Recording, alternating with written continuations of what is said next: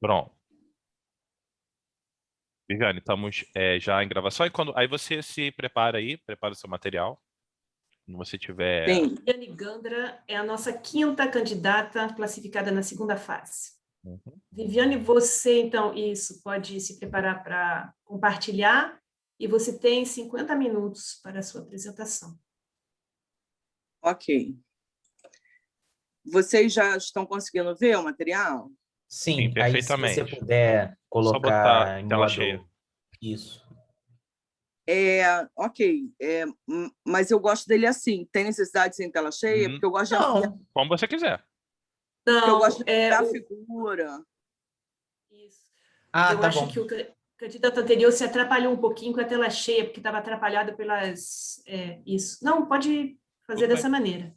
Tudo bem. Assim, nesse tamanho tá legal? Tá ótimo. Eu acho. Tá, ok. Eu só não estou me vendo, mas tudo bem. Não tem problema. Vocês estão me vendo? Estamos, tá ótimo. Tá. Tá ótimo. Ok. Então, pode começar? Pode. Ok.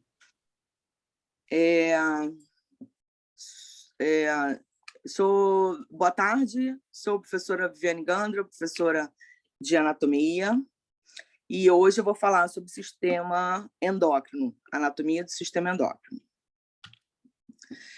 O objetivo dessa aula, o objetivo geral, é apresentar a anatomia macroscópica do sistema endócrino e, como objetivo específico, identificar as principais estruturas anatômicas das glândulas do eixo hipotálamo e hipofisário, que é o mais importante, e o maior, na verdade, e descrever o comportamento desse sistema endócrino na regulação da homeostase corporal através de alguns exemplos clínicos. Claro que é uma aula de 50 minutos, né? Não dá para a gente fazer muito.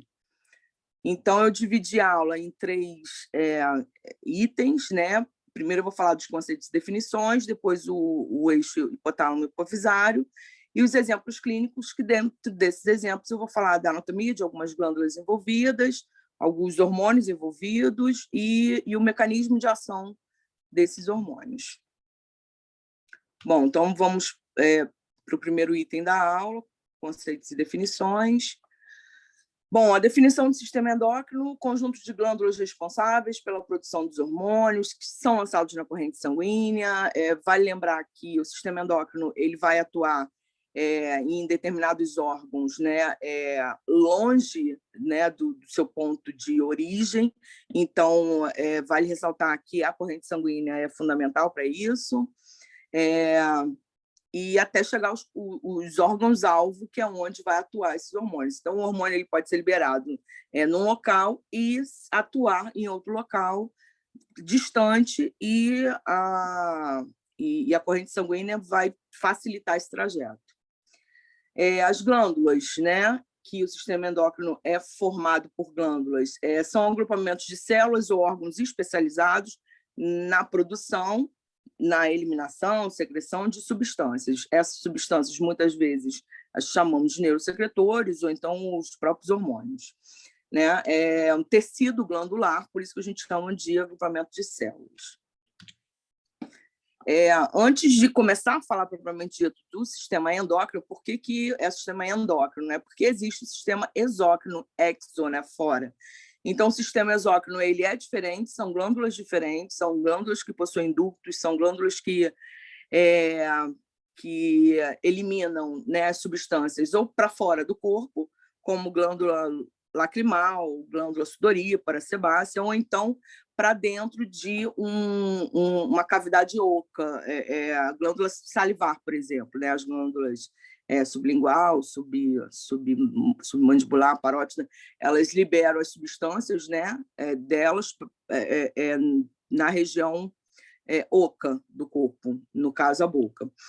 O pâncreas também tem a parte exócrina dele, que também libera lá o suco pancreático, né, no duodeno. Ou seja, não são essas glândulas que a gente vai focar hoje, né? A gente vai focar no sistema endócrino. Então, são outras glândulas. São glândulas que não apresentam ductos, porque as substâncias que elas produzem, elas ejetam na corrente sanguínea, justamente porque elas vão trabalhar à distância. Como a tireoide, o pâncreas, a parte endócrina, suprarrenais, gônadas, são vários. Esses hormônios que serão produzidos, né, ou armazenados somente, mas geralmente produzidos pelas glândulas, que vão cair na corrente sanguínea e agir em outro lugar, eles são substâncias químicas secretadas para o sangue por células especializadas que regulam as funções metabólicas de outras células do organismo. Ok, são produzidos pelas glândulas endócrinas ou tecido neurosecretor. O transporte no sangue sozinho ou no sangue ligado a algumas proteínas plasmáticas. A atuação sempre nas células-alvo, longe do local de produção. A degradação é feita através do fígado e da excreção renal. A degradação é muito importante porque é uma das diferenças, né, entre o sistema nervoso e o sistema endócrino, é que o sistema endócrino, por mais que você cesse, né, queira cessar o estímulo daquele hormônio, uma vez que já caiu na corrente sanguínea, ele precisa ser degradado, né, para cessar o estímulo dele. Então, é uma das coisas que a gente vai ter que falar daqui a pouco. Aqui representa, né, um esquema simples, né, que retrata a realidade, que é a produção do hormônio por uma glândula. A glândula cai na corrente sanguínea e chega no órgão-alvo. O que significa isso? Que vamos supor que uma das glândulas, a tireoide, produz o hormônio dela, produz a calcitonina. Essa calcitonina vai ficar, né, no organismo até chegar no órgão-alvo dela. É isso. É assim que trabalha o hormônio. Não tem como iniciar toda uma história, né, do sistema endócrino sem falar do sistema nervoso. Eles possuem a mesma função. Controlar a homeostase do corpo, controlar o equilíbrio do corpo, ou seja, tudo que é alterado no organismo, quem controla é o sistema nervoso e o sistema hormonal. Então, muitas vezes, a gente não fica nem sabendo, a gente conscientemente não fica nem sabendo do que está acontecendo. Por exemplo, você acabou de almoçar, você vai, sei lá, descansar, e o seu organismo está trabalhando compulsivamente através desses dois controles, tanto do sistema nervoso quanto do sistema endócrino, para fazer com que o seu organismo fique em equilíbrio. A partir do momento que nem o sistema nervoso consegue, nem o sistema endócrino consegue manter esse equilíbrio do corpo, essa homeostase do corpo, aí sim o corpo começa a dar sinais, e aí sim perceptível conscientemente, que não tem alguma coisa errada, né? Você pode sentir uma dor, você pode sentir uma palpitação, você pode sentir, né, uma dificuldade de movimentação, e aí você vai procurar um fármaco suficiente para tentar resolver e suprir. Mas, a priori, controle nervoso, controle hormonal, consegue regular o organismo de tudo que ele funciona, né? Então, não vamos falar do sistema nervoso hoje, mas ele tem uma ação mais rápida em relação ao sistema endócrino, porque o sistema nervoso, sistema nervoso, o próprio tecido nervoso, a composição do tecido nervoso, as células nervosas, neurônios, por exemplo, que vão levar o estímulo. Neurônios, por exemplo, não, os neurônios, né? Porque as células da glia não levam o estímulo, mas os neurônios levam o estímulo de um local para o outro. Uma vez que eu cesso, né, o estímulo aqui, esse local não recebe mais o estímulo, então é imediato, né? Então, obviamente, o sistema nervoso ele é mais rápido. Então, para aquele tipo de alteração que tenha no equilíbrio no corpo, se precisar de uma ação mais rápida, o sistema nervoso vai entrar primeiro. E sempre junto com o sistema hormonal. Porém, o sistema nervoso atua, chega primeiro, resolve primeiro. Os impulsos percorrem, né, as fibras nervosas com grande velocidade, ok? Né, por conta até da anatomia do sistema nervoso, cessa o estímulo, cessa a resposta, ok? O sistema hormonal, a ação é mais lenta, até por conta de que, como eu preciso levar um hormônio que é produzido de um local até o outro, e esse hormônio vai percorrer a corrente sanguínea, depende da velocidade do fluxo sanguíneo. Então, se a velocidade está lenta, eu vou ter um trajeto lento, por exemplo, né? E cessa o estímulo e a resposta ainda perdura, porque eu preciso degradar ainda o hormônio antes de cessar o estímulo totalmente. Então, essa é a grande diferença. Então, levando em consideração isso, o sistema endócrino, né, forma mecanismos reguladores precisos se comunicando com o sistema nervoso, sempre os dois juntos. O sistema nervoso proporciona ao sistema endócrino informações a respeito do meio externo, porque o sistema nervoso ele trabalha com vias aferentes também. Então, assim, são vias que levam a informação para o sistema nervoso, sabe? A gente não... A gente... Desculpa. Nosso organismo não tem isso com o sistema endócrino, né? Então, assim, essas informações são fundamentais. A temperatura do local alterou. Então, assim, como é que o sistema endócrino vai ficar sabendo? Somente a partir do sistema nervoso. Tá? E através também dessas vias aferentes tem os receptores, né? Receptores de pressão, os barorreceptores, que estão, né, dentro do grupo dos mecanorreceptores, os próprios receptores, termorreceptores, nociceptores, por exemplo, ou seja, tudo isso para levar informação para o sistema nervoso tomar a decisão.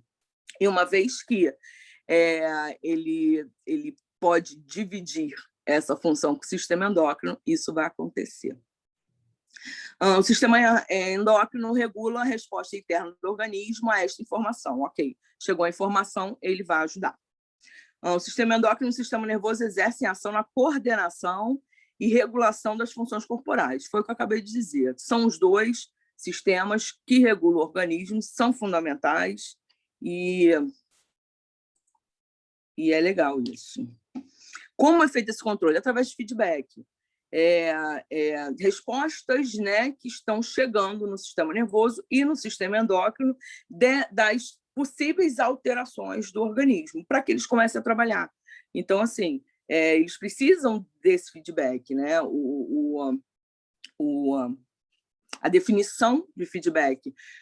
Mecanismo de autorregulação onde um produto de uma reação ele pode estimular ou inibir a própria reação. Ele pode ser positivo ou negativo. Muito mais negativo no corpo do que positivo.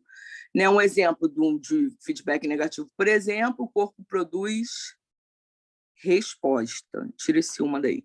O corpo produz resposta que reduz o estímulo inicial.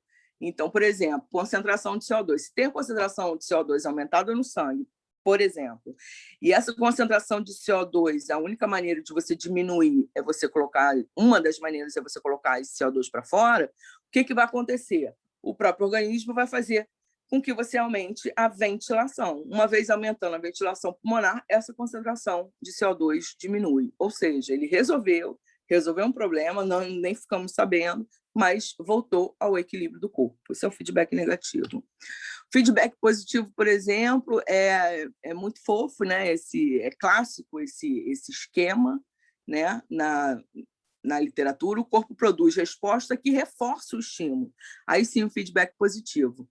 Na hora do parto, por exemplo, o bebezinho, quando está pronto, fica batendo a cabecinha dele ali no colo do útero, e aí, através dos barorreceptores, há uma informação de que há uma necessidade de liberar, há uma necessidade de contrair o útero, né, para fazer o bebezinho sair, mas quem é que ajuda na contração do miométrio?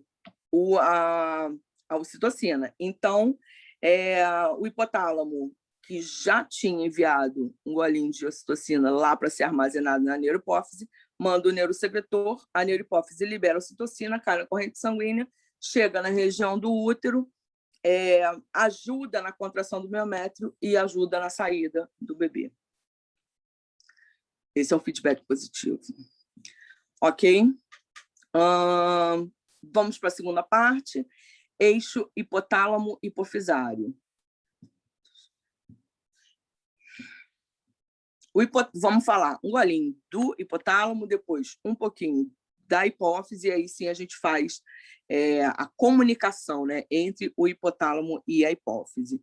O hipotálamo, papel-chave no desencadeamento das respostas endócrinas do organismo. Possui conexões nervosas com vários núcleos cerebrais. O hipotálamo, ele pertence ao sistema nervoso. Ele tem funções como sistema endócrino, mas ele pertence ao sistema nervoso. Ele é feito de tecido nervoso, ele faz parte do diencéfalo, né? Então, o hipotálamo, ele é sistema nervoso, porém com funções, né, de ajudar lá o sistema endócrino. Ele é o elo de ligação entre o sistema nervoso e as glândulas espalhadas no corpo. Aqui a gente tem um corte sagital, no plano sagital. Aqui eu tenho telencéfalo, né? Aqui a parte do corpo caloso. Aqui, essa parte mais gordinha aqui de fora é o tálamo, que toda essa região aqui é o diencéfalo. Opa, peraí. Não sei se vocês estão conseguindo ver meu mouse, mas é a parte aqui do diencéfalo, tá? Então, essa parte mais gordinha aqui, maior, é o tálamo, né? Sim, a gente consegue ver seu mouse. Sem problema. Ok. Obrigada. Eu tenho o tálamo, eu tenho a aderência hipertalâmica, que, né, liga um lado ao outro do cérebro ali, e logo abaixo eu tenho o hipotálamo. Então, essa parte aqui, o hipotálamo fica aqui nessa região, tem, né, mesencéfalo, ponte, bulbo, aqui, não sei se essa partezinha aqui a gente pode representar como a decusação das pirâmides, cerebelo. Aqui eu tenho, né, plexo coroide do quarto ventrículo, que produz o líquor. É fundamental falar nisso, porque o líquor que nutre, né, leva glicose, retira produtos de desgaste dessa área, né, das células nervosas, aqueduto cerebral aqui que passa também o líquor. Tem o terceiro ventrículo aqui, tem muito pouquinho aqui de plexo coroide, né, porque a figura também não está muito legal. E aqui, aí ampliado aqui, a gente pode vir aqui, eu tenho aqui essa região aqui do hipotálamo e aqui a ligação com a hipófise. A hipófise, ela é, né, anterior e posterior, ela é ligada aqui no sistema nervoso por um pedúnculozinho chamado infundíbulo. Aqui está o quiasma óptico, o corpo mamilar aqui, mas ok. Então, são muito próximos, né? E não dá para ver nesta figura, mas eu tenho um esquema aqui para frente, mostrando que aqui o hipotálamo e a neurohipófise, elas têm o mesmo tecido. Isso vai ser fundamental para a gente continuar. E aqui a adenohipófise, que é a hipófise anterior, ela já tem um tecido glandular. Então, observando, né, a gente já vê até que é uma coloração mínima, mas uma coloração diferente. Então, o hipotálamo, ele pertence ao sistema nervoso. O hipotálamo não só é fundamental, né, para esse eixo, né, de hipotálamo, hipofisário, que vai comandar, né, todo o funcionamento do sistema endócrino do corpo, mas ele também é responsável pela fome, né? Então ele trabalha ali entre leptina e grelina, ali, fazendo com que nosso organismo, bom, o meu confunde bastante, porque de mulher geralmente confunde bastante, estou brincando. Ele é responsável pelo ciclo circadiano, né? Ciclo de noite. O hipotálamo também é responsável pela sede. Logo no finalzinho da aula a gente vai falar sobre isso. Responsável pela termorregulação do corpo. Então aqui tem umas figuras que pode aumentar depois, né? Em casa, depois vocês podem aumentar. Aqui mostrando se um atleta está correndo, ele vai ter uma diminuição de líquido, consequentemente volume plasmático. Haverá uma necessidade, né, de aumentar a frequência cardíaca e, consequentemente, se você não se hidratar, você vai ter um problema na pressão arterial. Então, aqui falando, né, da parte de termorregulação, né, pele, calor, né, frio, calor. Então, o hipotálamo, ele é amplo. O hipotálamo é fundamental. falar um pouquinho da hipófise agora. A hipófise pequenininha, sabe? Tamanho de grão de feijão, não fica pendurada, né? Mas fica ligada ali ao sistema nervoso, né? Ali pelo infundíbulo ali, ela fica sentadinha ali na célula túrcica, né? Que é um acidente anatômico do esfenoide, que é mais lisinho, assim. Então, se você passar a mão, porque o esfenoide ele é um osso irregular, né? Então, se você passar ali a mão, ele é lisinho, que é para, né, a hipófise ficar ali de uma maneira mais confortável.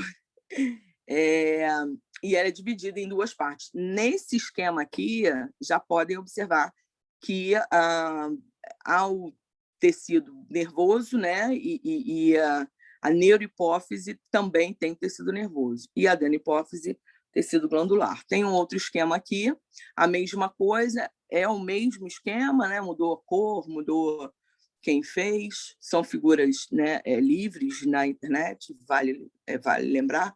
Aqui é sistema nervoso, né? Então, ainda com tecido nervoso, na verdade, né? E a adenopófise, um tecido glandular. Vamos falar da neurohipófise primeiro, que ela é mais simples, porque pelo fato dela pertencer ao sistema nervoso, é mais fácil a comunicação entre o hipotálamo e a neurohipófise. Então, acontece através de estímulos, né? Vai estimulando de uma célula para outra, e o hipotálamo produz os dois hormônios que são armazenados na neurohipófise. A neurohipófise não produz hormônios, só armazena a ocitocina e o antidiurético. Então, o hipotálamo produz e leva, né, até a neurohipófise para ser armazenado através dessas vesículas aqui, que no momento que há uma necessidade de cair na corrente sanguínea, né, desses hormônios serem liberados na corrente sanguínea, o hipotálamo envia um neurosecretor, um aviso, libera, e aí a neurohipófise já coloca para fora, né, a ocitocina e a ADH para a corrente sanguínea. Então, a lobo posterior, tecido neural, não produz hormônios, só armazena, e armazena os hormônios produzidos pelo hipotálamo, tá? São apenas 2 hormônios e libera para o sangue.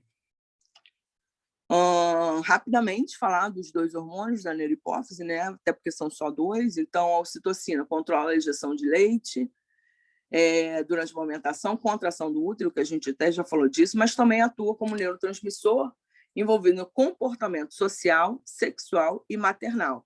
No comportamento social, ele é mais ou menos novo, uns 20 anos, né? Porque antes se pensava que a ocitocina era apenas para momentos do parto, né? Para leite, para a expulsão do bebê. E o antidiurético, antes também era chamado de vasopressina, já há muito tempo, né, que não vem mais, a literatura não vem mais como vasopressina, porque o antidiurético não é só para regulação da pressão arterial, mas ele atua diretamente na regulação da pressão arterial, visto que a pressão arterial é a pressão que o sangue faz na parede interna do vaso. Então, obviamente, se eu tenho uma quantidade de sangue maior passando no vaso, a pressão vai aumentar. Se eu tenho uma quantidade menor passando, né, diminui. Então, se eu tenho uma quantidade maior, se o volume de sangue é maior, obviamente a pressão vai ser maior e vice-versa. Então, o antidiurético, antidiurese, né? Então, retém o líquido. Quando há necessidade no organismo, retém o líquido. Tá? Então, o que ele faz? Né? Regula o equilíbrio hídrico do corpo, ok. Regulação da pressão arterial, ok. Sede, ok. Quando o indivíduo está com sede, né? E se não resolver isso, o antidiurético ajuda. Mas, geralmente, quando há necessidade do hipotálamo, que também regula a sede, colocar, liberar, na verdade, né, o ADH automaticamente a gente já sente a sede, tá? E atua nos rins, atua nos néfrons, na verdade, no tubo coletor, que é a parte finalzinha do néfron, onde ali todas as substâncias que já estão ali, elas não serão mais reabsorvidas para o sangue, ou seja, são substâncias que o organismo vai realmente deixar sair na urina, ok? E ali no ducto coletor ali do final do néfron, é o último momento para você retirar o líquido, a água dali. Então, existe, né? Lá no intestino grosso também a gente retém líquido, tal, mas ali é o principal. Então, é ali que o antidiurético atua.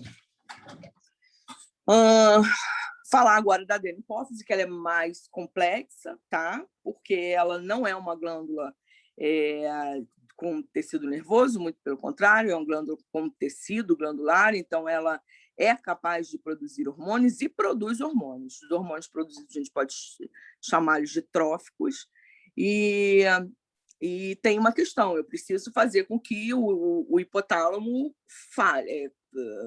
se comunique com a adenopófise de alguma maneira, né? E de um tecido nervoso se comunicar com o tecido glandular, né? Então, a adenopófise, o lobo anterior, o tecido epitelial glandular proveniente do céu da boca.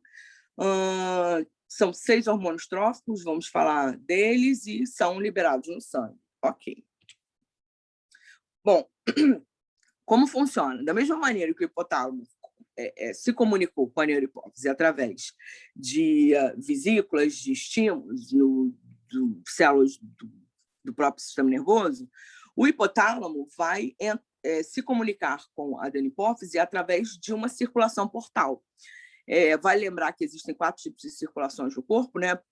Pulmonar, sistêmica, colateral e portal. A portal, qual é a diferença dela para as outras, né? A portal é uma rede de vasos sanguíneos onde só quem tem acesso a essa rede de vasos sanguíneos são os órgãos que estão acoplados a ela.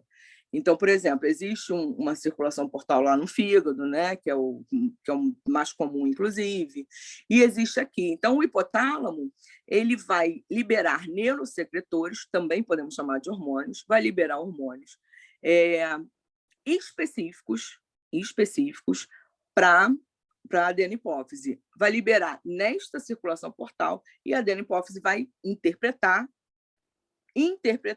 ela vai produzir o hormônio próprio para aquela glândula que o hipotálamo falou, avisou, e ela vai simplesmente liberar um hormônio trófico para cair na corrente sanguínea. Só assim que esse hormônio caindo na corrente sanguínea vai girar na velocidade do fluxo sanguíneo. Quando chegar nas células-alvo, esse hormônio trófico vai estimular ou inibir a glândula. Uma vez que essa glândula é estimulada, aí a própria glândula vai produzir o hormônio dela. E esse hormônio desta glândula é que vai fazer a alteração, né? Vai inverter a alteração que teve para voltar à homeostase do corpo. Então, assim, é um pouquinho mais complexo, mas é divertido, né? Deixa eu ver se eu tenho outro esquema aqui. Melhor. Não tenho. Mas aqui dá. O hipotálamo, ele libera aqui, nessa rede de vasos sanguíneos, os hormônios hipotalâmicos, né? O finalzinho dele é RH, é release hormone. Então, assim, é específico. Por exemplo, o hipotálamo detectou que há uma necessidade de estimular a tireoide, por exemplo. Então, ele vai liberar o TRH aqui nesta corrente. Corrente sanguínea, né? A adenopófise vai entender, TRH, então é tireoide. Então, ela vai produzir o hormônio dela, próprio para a tireoide, que é o TSH. Ok, ela libera o TSH na corrente sanguínea. TSH cai na corrente sanguínea, fica lá. Quando ela atingir a tireoide, que vai estimular a tireoide, aí sim a tireoide vai produzir os próprios hormônios, que é o T3, T4 e a calcitonina. Ok? É assim que funciona. Da mesma maneira, a suprarrenal. Então, o hipotálamo vai liberar o GRH, a adenopófise vai entender e aí ela vai simplesmente liberar o anticorticotrófico, que é o ACTH. Quando chegar lá na região do córtex, na verdade, das suprarrenais, vai liberar ou cortisol ou aldosterona. Por que o córtex? Né? Porque a parte de dentro da medula, quem atua ali é o sistema nervoso, para liberar, para produzir epinefrina, norepinefrina, mas é o sistema nervoso, não é o sistema endócrino. Aqui é clássica esse esquema também, né? Mostra aqui o hipotálamo entrando, né, se comunicando com a neurohipófise, né, com a ocitocina e o antidiurético, né, onde vai atuar. É o mesmo outro esquema, né? Só que aqui tem os dois juntos, ok? Aqui, nesse esquema, mostra a nomenclatura, né, dos hormônios tróficos: prolactina, gonadotrófico, tireotrófico, adenocorticotrófico e somatotrófico, ok? Os gonadotróficos, as gônadas, tanto masculino quanto feminino, que ele libera o TSH, o folículo estimulante e o luteinizante, o LH e o FSH. Tanto para o masculino, para os testículos, quanto para os ovários femininos. Eu adoro esse esqueminha porque mostra que as glândulas são distribuídas no corpo. Então, justifica o fato de termos glândulas endócrinas, porque como é que o hipotálamo vai entrar em contato, vai estimular o testículo, por exemplo? Precisa ter a corrente sanguínea para isso. Ok? Então, está distribuído ao longo do corpo. Não deve dar para vocês observarem, mas depois vocês ampliam aqui, né, nesse esquema. Ele é interessante porque ele mostra os hormônios hipotalâmicos. Então, ele mostra os hormônios hipotalâmicos com o final RH, os hormônios hipofisários, os hormônios tróficos, mostra que há uma necessidade desses hormônios tróficos estimularem as glândulas nos seus locais reais, que elas sim que vão produzir os hormônios delas, e quando cai na corrente sanguínea, os hormônios produzidos pelas glândulas específicas que sim vai alterar o que há necessidade de alteração no corpo. Vai voltar ao normal o que foi alterado, ok? Então, é interessante isso aqui, depois vocês podem observar. Aqui também, né, não dá para observar, mas quando a gente produz um material de aula, a gente tem que pensar no aluno. O aluno gosta de ter esse material em casa, tudo. Então, eu prefiro colocar e dar a opção do aluno, né, ampliar depois e ler com carinho. Obviamente que a gente não precisa ler isso, mas é interessante. Esse, particularmente, eu gosto porque ele mostra os hormônios e a atuação nos hormônios, onde os hormônios atuam. Na adenopófise, que é a anterior, tem o GH, que é o hormônio do crescimento somatotrófico, tem o ACTH, a prolactina, o FSH, o LH e o TSH. Ok. E aqui mostra onde que atua, e isso é importante. Mostra a porção posterior, né, o ocitocina e o antidiurético, que a gente também falou, vai falar mais um pouquinho dele depois, pelo menos do antidiurético. E esse esqueminha aqui é legal porque mostra a porção média, né, e a gente nunca pensou em porção média da hipófise. Então, isso aqui é um momento de descontração em sala, porque essa porção média, quem me dera ter essa porção média da hipófise. Na verdade, é um melanotrófico. Na verdade, quem possui são os anfíbios e répteis, que significa que eles têm a capacidade de se camuflar. Então, isso é legal. Imagina se nós pudéssemos fazer isso, né? Então, eu coloco esse resuminho e deixo depois os alunos darem uma olhada. E sim, finalmente, no último tópico, né? No último item da aula, que são os exemplos clínicos, né? Então, vou ver se eu preparei assim, o que é de mais comum, né? Então, eu eu coloquei como exemplos, porque na hora de você montar, né, para ter uma organização, eu achei que assim fosse ficar melhor. Então, exemplo 1, vamos falar da tireoide, né? Milhares de pessoas têm alteração na tireoide. Eu, por exemplo, tenho alteração, tenho hipotireoidismo há muitos anos, minha família, a maioria do pessoal tem, e muitas pessoas têm. Então, é importante falar sobre isso, porque a tireoide, o T3 e T4, a função deles é controlar o metabolismo do corpo.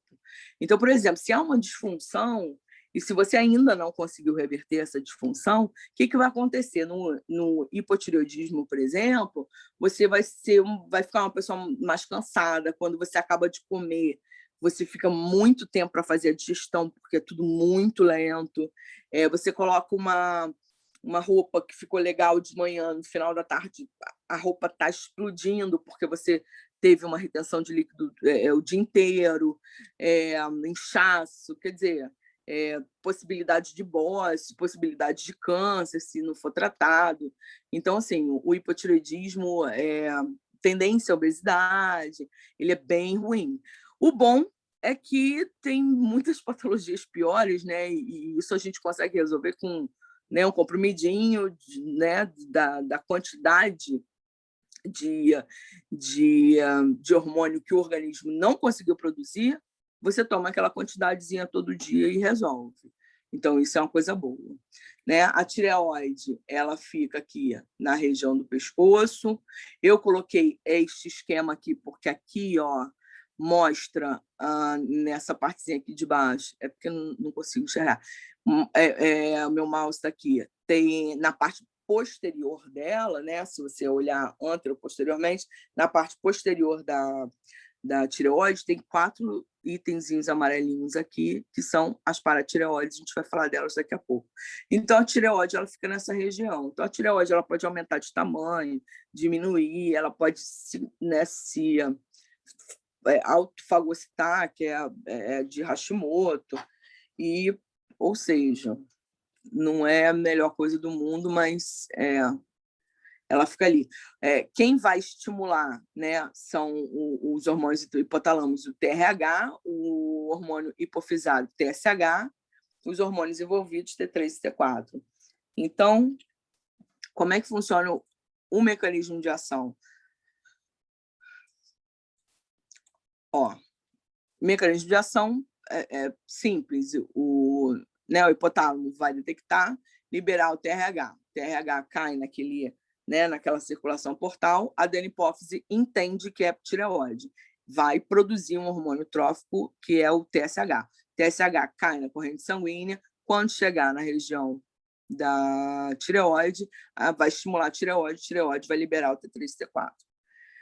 E é uma coisa importante, né, falar, quando a gente fala do mecanismo de ação, que uma vez, da mesma maneira que foi identificado que não havia o T3 e T4, a partir do momento que há o T3 e T4, você cessa o estímulo. Então, uma vez que o hipotálamo entendeu que já tem hormônio suficiente, ele vem aqui, para de liberar o TRH, o TSH para de ser liberado, porém, o que foi liberado ainda está na corrente sanguínea, tem que esperar a degradação dele. Uma coisa ruim, assim, é que o TSH, ele muitas vezes é considerado um hormônio tireoidiano. E não é. Ele é um hormônio hipofisário. Ele estimula a tireoide, ok, mas ele é um hormônio hipofisário. E aí, isso confunde muito, né? O exemplo 2, né? Falando da tireoide, vamos continuar falando dela um pouquinho, da tireoide e da paratireoide junto, porque vamos falar da regulação do cálcio no sangue, né? Então, tanto a tireoide quanto a paratireoide regulam o cálcio. A tireoide através da calcitonina e a paratireoide através do paratormônio, né? Então, eu coloquei 2 esquemas aqui. 2? Sim, 2. Esse daqui é do paratormônio. Então, quando há uma baixa de cálcio no sangue, se tem uma baixa de cálcio no sangue, eu tenho que arrumar cálcio para botar no sangue. Mas onde é que tem cálcio? Espera aí, tem cálcio no osso? Tem. Então, o paratormônio vai lá e me empresta um golinho de cálcio aí. Então, o que ele vai fazer? Ele vai estimular os osteoclastos, que são aqueles que, né, retiram, né, o cálcio do osso. Na região da filtragem, né, do filtro lá do sangue, lá nos néfrons, se tem cálcio indo embora, peraí, deixa eu reabsorver um pouco mais de cálcio, porque eu estou precisando de cálcio. Então, lá eu consigo também um pouquinho de cálcio. No intestino, eu acabei de comer, minha alimentação tem cálcio. Então, em vez de deixar o cálcio embora, vou segurar também na absorção no intestino. Então, se era baixa de cálcio, o paratormônio, através desses mecanismos, fez com que aumentasse o cálcio no sangue. Então, atingiu o objetivo, está todo mundo feliz. Aqui é o mesmo esquema, só que inclui a calcitonina, que é o inverso. Se eu tenho um aumento de cálcio no sangue, a calcitonina é liberada. E o que a calcitonina faz? A calcitonina, né, ajuda na retirada desse cálcio do sangue e, de que maneira? Aumenta a deposição de cálcio no osso, por exemplo. Os osteoblastos estão funcionando, pega o cálcio e armazena maior quantidade no osso. Lá no intestino, em vez de absorver aquele cálcio, não, deixa embora, porque já tem cálcio aumentado aqui. Porque tudo que você absorve lá da digestão, ele cai na corrente sanguínea, né? Passa ali pelo fígado, beleza, para desintoxicar, mas vai cair na corrente sanguínea. Depois, né, o sistema hormonal precisa dar um jeito de, né, porque senão toda vez que eu me alimentasse, né, de uma lasanha, por exemplo, eu ia ficar diabética, ia ter excesso de glicose no sangue. Então, assim, é bom dar esse tipo de exemplo, porque a gente percebe que essa alteração ela é muito mínima, assim. Então, conforme a minha digestão vai acontecendo e vai entrando glicose no sangue, tem alguém que precisa resolver isso.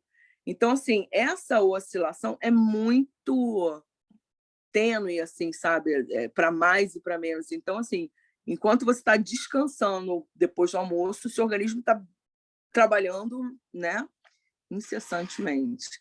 E a mesma coisa, se eu tenho um aumento de cálcio no sangue, eu diminuo a absorção de cálcio ali na região renal, e aí eu deixo um pouquinho de cálcio embora. Diminuiu muito o cálcio no sangue. Ok, diminuiu o cálcio no sangue, as paratireoides vão atuar nesses 3 itens. Então, assim, realmente, né, alterações que acontecem no corpo. Exemplo 3, se você tem um exercício, você faz um exercício, se você está num estresse físico, tá? Não é estresse emocional, não, estresse físico, ou então numa hipoglicemia, o que acontece? Você precisa de aumentar a quantidade de glicose no sangue, por exemplo. No exercício você gasta muita glicose, uma hipoglicemia, você, né, sem glicose no sangue, de que maneira a suprarrenal ajuda, né?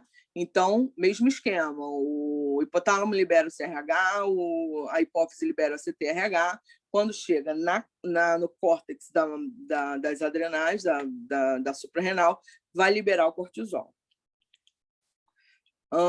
Então, o cortisol, qual o mecanismo de ação dele?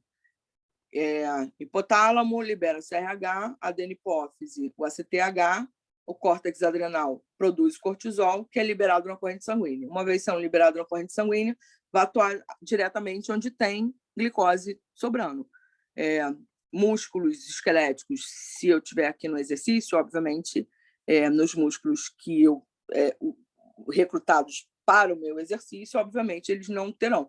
Mas outros que não foram recrutados têm glicose armazenada ali em formato de glicogênio. No fígado também tem glicose armazenada em formato de glicogênio, nos adipócitos. Então, assim, eu consigo reverter tudo para a glicose para poder aumentar essa glicose no sangue. Aqui tem um mesmo, né, uma outra maneira de você ver isso, mas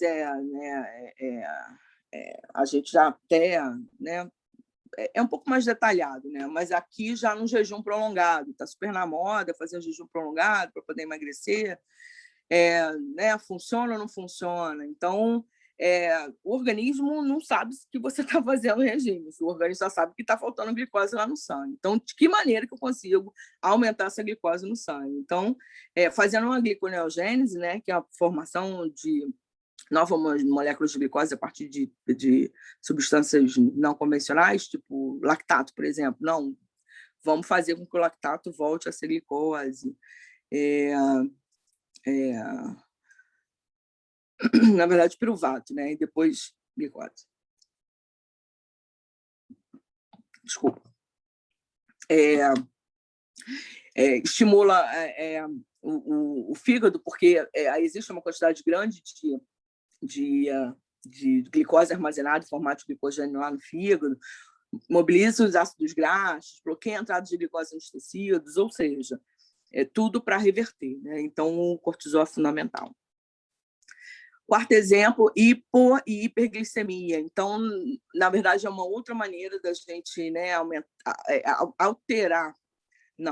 controlar a alteração que tiver de glicose no organismo é através da insulina glucagon. Aqui eu tenho o pâncreas, fica na região, né, do lado esquerdo. Aqui, né, aqui na pontinha fica o baço, aqui atrás, mas não dá para aparecer. Aqui vocês percebem que tem um ducto, e o ducto com o produto, né? Com o produto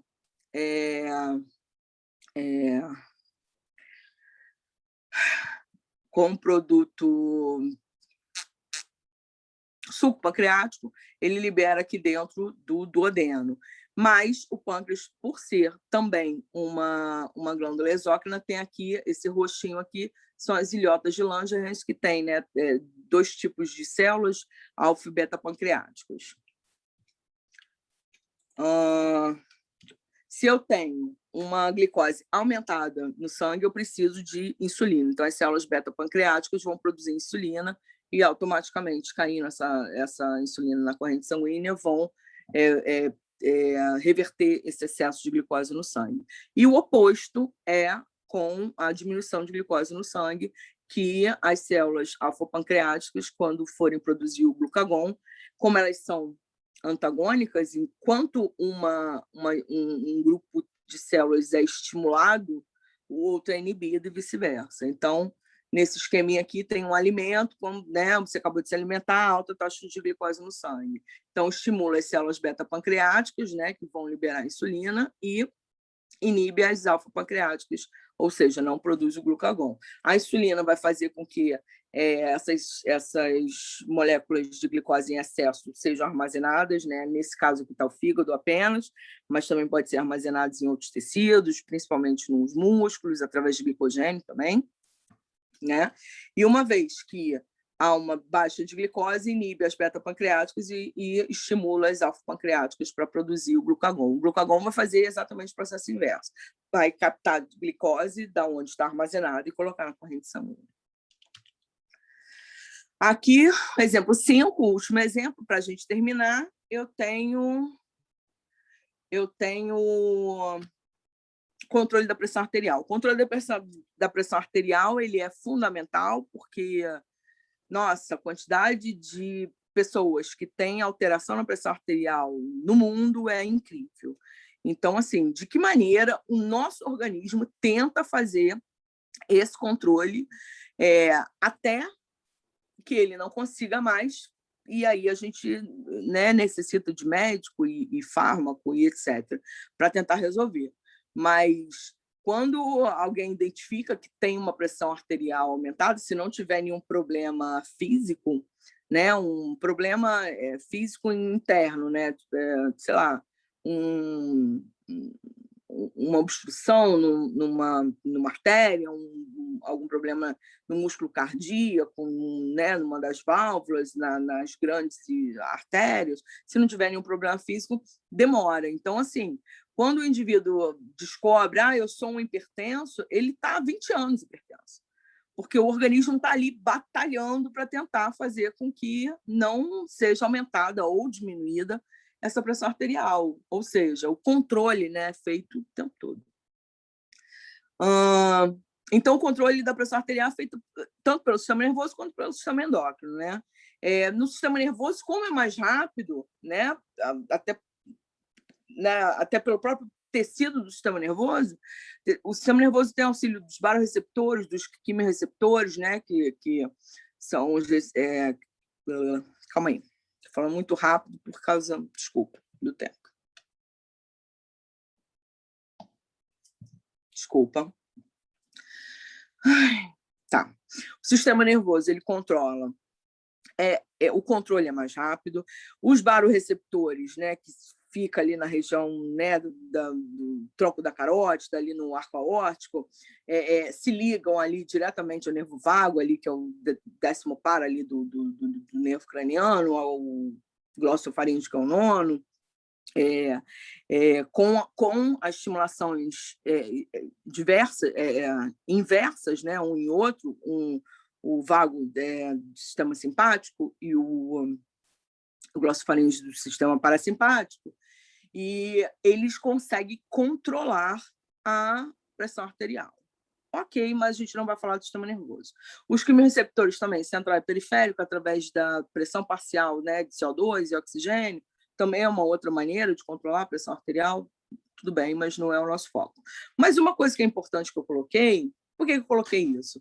Porque, primeiro, não é só o sistema endócrino que faz isso, a pressão arterial é super importante para o organismo, então, consequentemente, vários, né, sistemas estão envolvidos, ou o sistema nervoso, parte deles estão envolvidos diretamente, sistema autônomo, né, super envolvido, porque, na verdade, quem inerva o miocárdio, e quem inerva também a musculatura lisa, a musculatura dos vasos, mas eu coloquei ali por causa de, numa emergência, por exemplo, você sofreu um acidente e começou a ter uma hemorragia, e essa hemorragia, consequentemente, precisa ser revertida imediatamente. Então, o sistema nervoso vai atuar mais rapidamente. O sistema endócrino... Viviane? Oi? Viviane, você tem 2 minutos para concluir. 2? Não. Ai, são 50 minutos. 2 minutos para concluir, tá bom? Desculpa. Tá, o sistema endócrino, ele, através do sistema renina, angiotensina, aldosterona e, consequentemente, ADH. Bom, aqui na região do néfron, né, eu tenho uma região chamada sistema justaglomerular, que vai liberar a renina a partir, né, dos baroreceptores que estão aqui na região, etc. A renina é uma enzima que, ao cair na corrente sanguínea, a renina ela percorre, quando chega no fígado, ela ativa um angiotensinogênio que estava inativo, ela ativa transformando em angiotensina 1, e essa angiotensina 1, ainda no sangue, quando passa ali pela região, principalmente, né, mas outros, ali, principalmente pela região ali dos pulmões, tem a ECA, que é a enzima conversora de angiotensina, e transforma a angiotensina 1 em 2. A angiotensina 2 ela é responsável por tentar aumentar a pressão arterial, visto que esse sistema aqui está trabalhando para tentar aumentar a pressão arterial. Então, a angiotensina 2 vai fazer com que haja uma vasoconstrição aqui, porque uma vez que não entra aqui na artéria eferente, o fluxo sanguíneo também não vai ser filtrado, né? Vai ter menos sangue a ser filtrado, então eu estou aumentando o volume sanguíneo e, consequentemente, eu estou aumentando a pressão arterial. O angiotensinogênio 2, ele também vai atuar na suprarrenal, que vai liberar a aldosterona, e essa aldosterona vai atuar aqui no ducto distal, no túbulo contorcido distal, retendo uma quantidade maior de sódio. Se eu retenho uma quantidade maior de sódio, consequentemente, eu retenho a maior quantidade de água, até pelo mecanismo contra a corrente, e libero um pouquinho de potássio. Mas eu aumento o volume sanguíneo, consequentemente, eu aumento a pressão arterial. Uma outra maneira, que é a última, essa angiotensina 2 também atua lá no hipotálamo. O hipotálamo faz com que a gente tenha sede e, consequentemente, aumenta o volume, aumenta a pressão arterial. E, por fim, já que, né, chegou no hipotálamo, o hipotálamo ele, também libera uma quantidade de ADH que atua aqui no túbulo, no ducto coletor, retendo maior quantidade de líquido, aumentando o volume sanguíneo e, consequentemente, aumentando a pressão arterial. Então, 5 segundos. Então, o sistema renina, angiotensina, aldosterona, ele funciona essa parte que eu falei para quando tem uma pressão mais baixa e o inverso para quando ele tem uma pressão alta. Se eu tenho uma pressão baixa, eu preciso aumentar. Claro que ele está trabalhando apenas com volume sanguíneo, mas, obviamente, a gente pode perceber que a pressão arterial ela pode ser aumentada ou diminuída por diversas maneiras, mas o que importa é que o organismo consegue resolver isso. Aqui foi tudo que eu falei, né, do sistema, renina, angiotensina, aldosterona, isso é muito mais para aluno que precisa, né, de tudo escritinho, mas eu falei de tudo. Aqui eu tenho as referências bibliográficas utilizadas, eu sempre deixo uma leitura, e essa leitura aqui é importante, porque fala, né, da regulação, né, da renina e angiotensina na Covid-19, está muito divulgado isso, artigo novíssimo, 2021, de abril.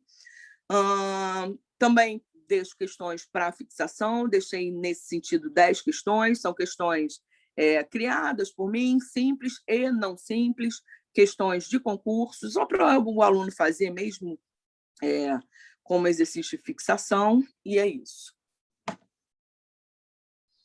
Muito obrigada. Obrigada a você pela sua apresentação, Viviane. Você gostaria de fazer mais um comentário, uma colocação? Não, eu agradeço mesmo, eu estou controlando o horário, mas eu me confundi. Então, desculpem, foi uma falha mesmo. Viviane, enviaremos os resultados por e-mail, mas a gente também vai divulgar os resultados de maneira síncrona, em algum momento depois das 5 horas da tarde. Se você quiser entrar novamente na sala de espera, chamaremos vocês ali, ao terminar a deliberação, tá bom? Ok, às 5 horas. Isso, Ok. isso, 5 e pouquinho. Não, ok, a partir de 5 horas, tudo Isso, bem. isso. Ok, Isso. obrigada.